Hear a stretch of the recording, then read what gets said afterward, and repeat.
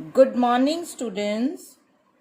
This lesson is of Class 10 for the subject of History and Civics. This lesson is being submitted to you on 19th April 2021. All the students, please open page number 24 of your textbook and listen very carefully. Children, what is nationalism? It means devotion to the nation, or we may also call it patriotism. It is a feeling of oneness, togetherness, and common consciousness that started when people living together share the same historical, political, and cultural background. The later part of the 19th century saw the growth of nationalism in India. Let's see the factors promoting growth of nationalism. Number 1, economic exploitation. The economic policy followed by the East India Company and later on by the British government had adverse effect on the people of India. The peasants were helpless because the laws were in favor of the landlords. They forced the cultivators to grow only crops like indigo, opium, and jute, which led to shortage of food crops and famines. The Britishers also ruined the cottage industry and handicrafts. The British machine-made goods were not only superior in quality but also cheaper than Indian goods. People were forced to pay high revenue and high taxes. The educated youth of the country were becoming dissatisfied due to the lack of opportunities available to them. All high jobs and promotions were given to the Britishers. Britishers did not even help during natural calamities like famines, droughts, etc. Thus, India became a colony that existed only to serve the interest of the British. Number 2. Repressive colonial policies. Lord Lytton became the Viceroy of India in 1876. His repressive policies played a very important role in the growth of nationalism. His policies were: number 1. Lord Lytton made a Grand Delhi Darbar to make Queen Victoria Empress of India. He spent lot of money on this event, but he did nothing for the people who suffered from famine during this time. Number 2. Vernacular Press Act, or also known as Gagging Act of 1878. Children, due to Vernacular Press Act passed by Lord Lytton, Indians could not publish any material against the Britishers in the local newspapers. This act restricted the freedom of expression from Indians. Later, Lord Ripon made some changes in this act. Due to Indian Arms Act, it was compulsory for the Indians to have a license to keep arms and ammunitions. This act was not applied to Britishers. They could keep arms without any license. Number 4. The maximum age limit for the civil service examination was reduced by Britishers from 21 years to 19 years, which became very difficult to pass the civil service examinations for the Indians. Number 5.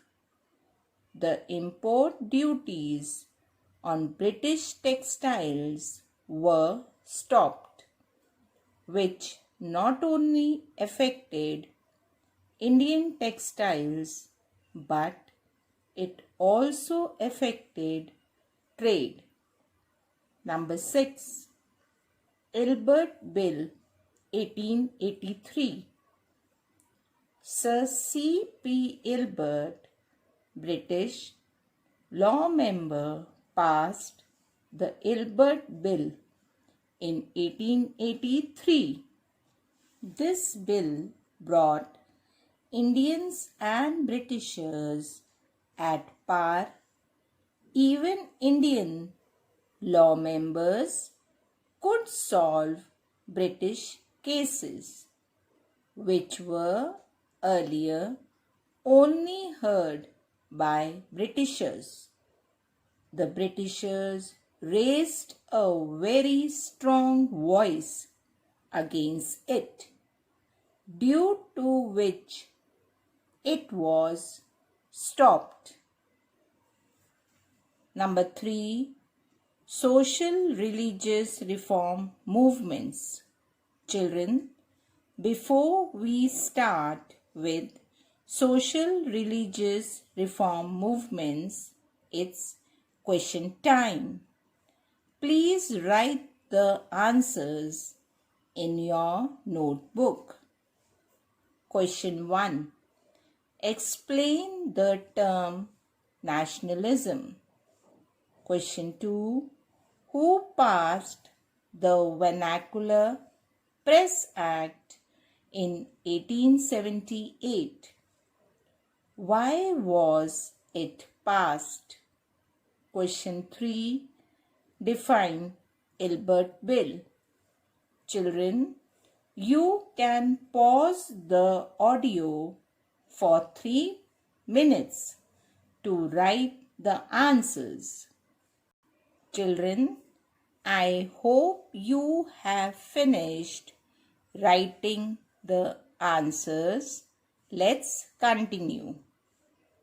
The various social religious movements of the 19th century also prepared the ground for the growth of nationalism.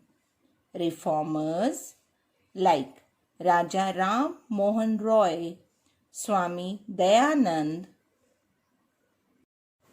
Saraswati, Annie Besant, Jyotiba Phule raised a very strong voice against social and religious evils like untouchability, caste system, sati, female infanticide, religious superstitions, and hereditary priesthood.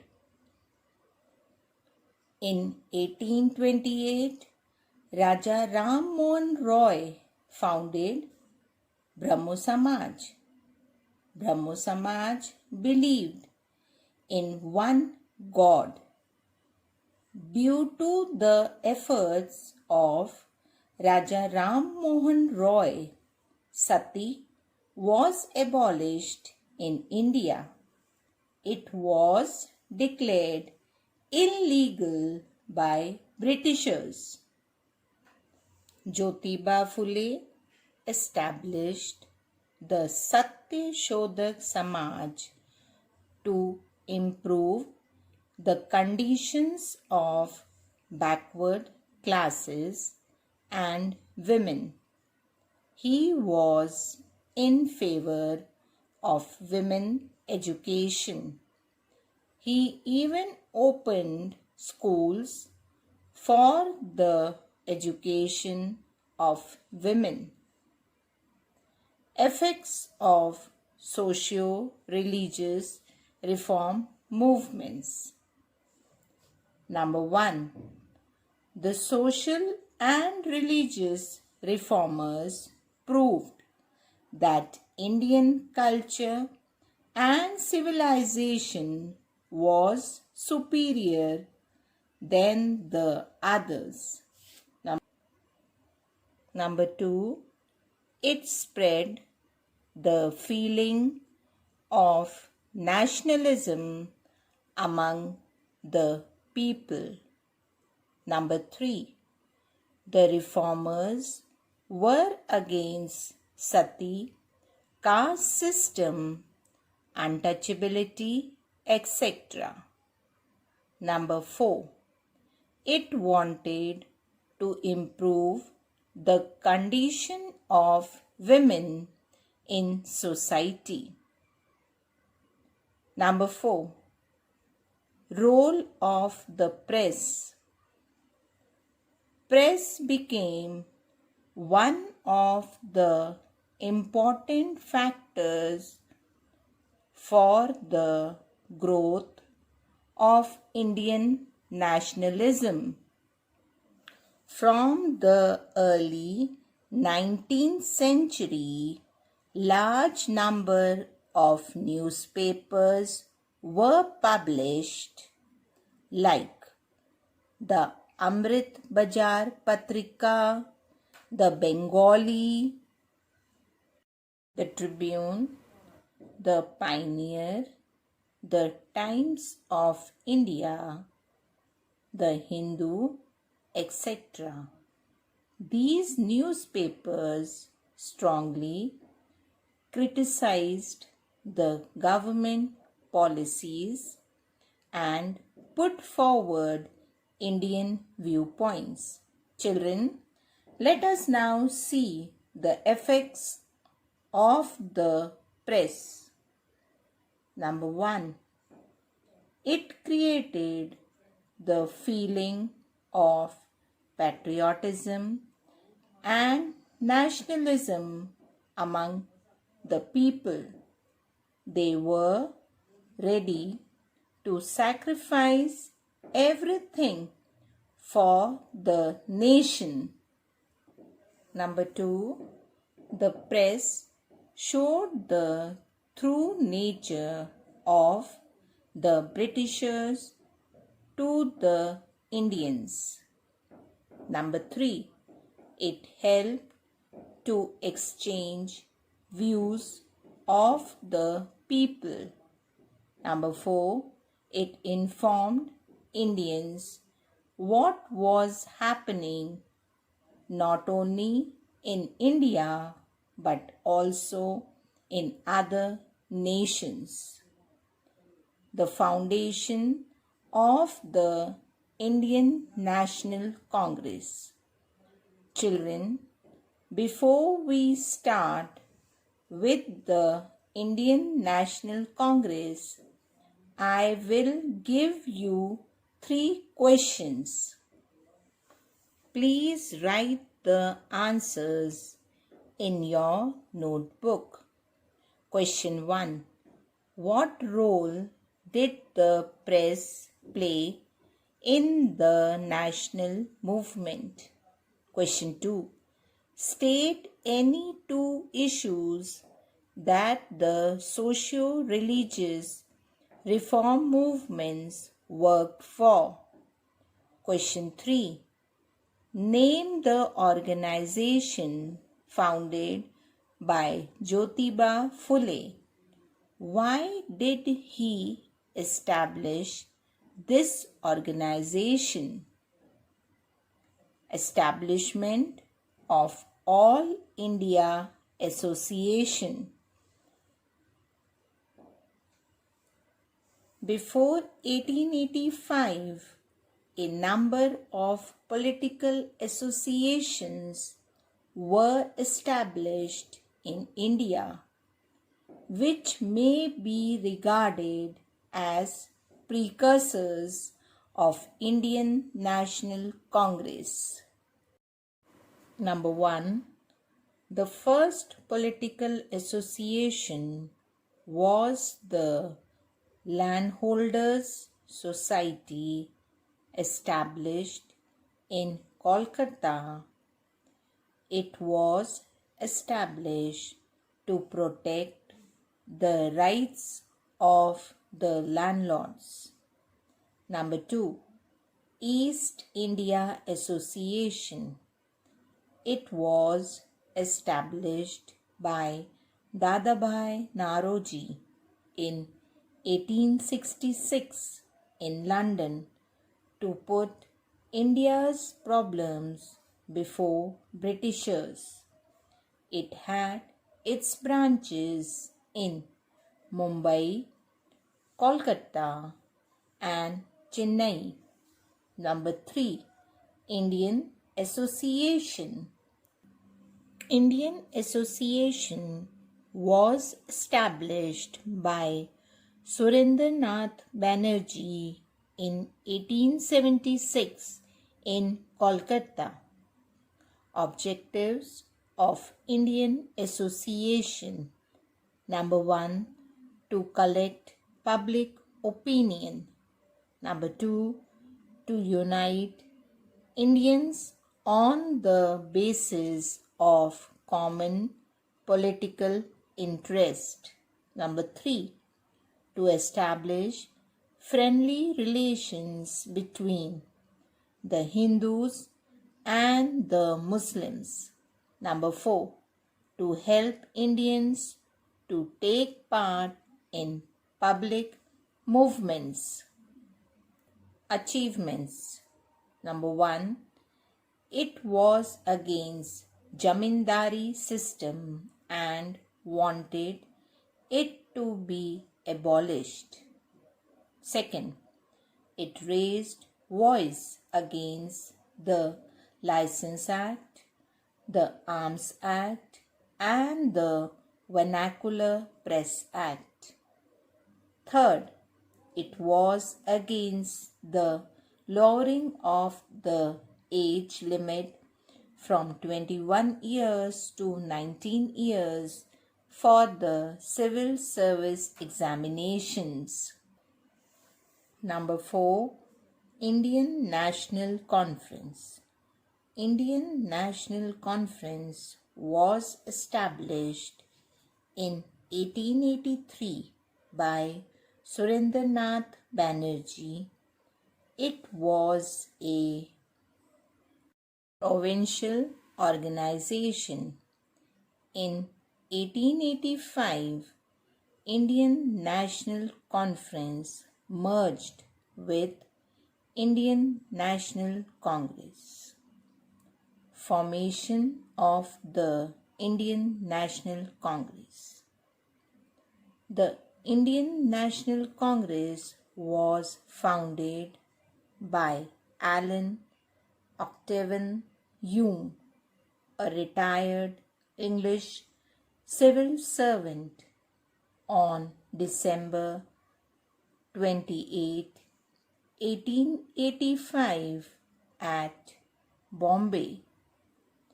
A.O. Hume was a civil servant in the British government and a political reformer.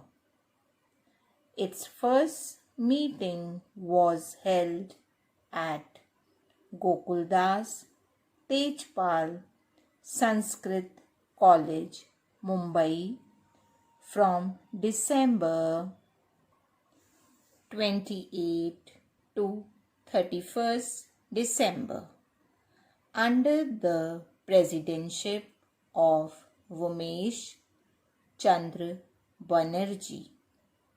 It was attended by 72 delegates.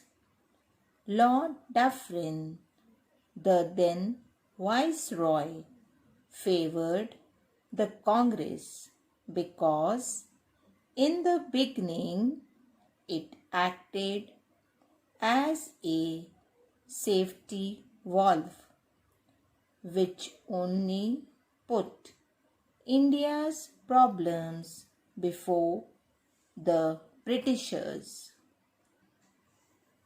As the demands of the Congress started increasing, the relations between Congress and Britishers started changing.